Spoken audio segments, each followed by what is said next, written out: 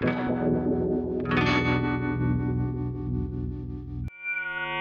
m'appelle Fanny Duperron, je viens de l'ISEG Paris et mon projet s'intitule donc Peindre les métiers de la mer. Alors ça consiste en fait à d'abord embarquer sur différents types de bateaux, par exemple des voiliers, des vieux gréements, des bateaux de pêcheurs, des bateaux militaires, etc.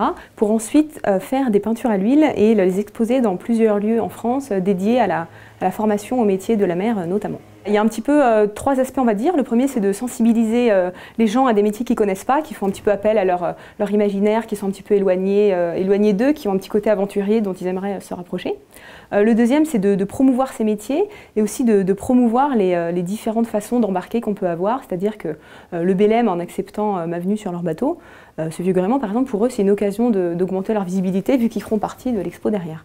Et le troisième objectif pour moi c'est de faire une exposition de mes toiles pour la première fois et de voir l'opinion qui en découle. À la base, je voulais vraiment essayer d'associer deux domaines que j'aimais bien, c'est-à-dire la navigation, surtout la voile dans mon cas, et la peinture à l'huile. Et donc, j'ai cherché un projet qui me permettrait en fait de communiquer, enfin de le montrer à un public pour qu'il soit plus utile. Ça aurait été trop égoïste de faire uniquement juste un voyage avec des toiles juste pour moi.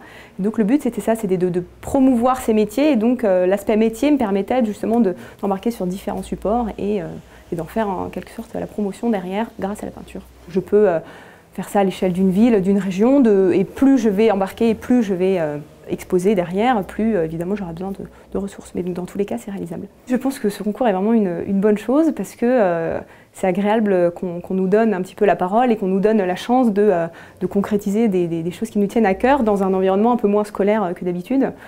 Et donc c'est vraiment plaisant que l'ISEG ait fait quelque chose de différent d'une campagne de publicité classique pour ses 30 ans. Et donc je suis vraiment contente d'avoir participé et puis d'arriver dans les 10 finalistes.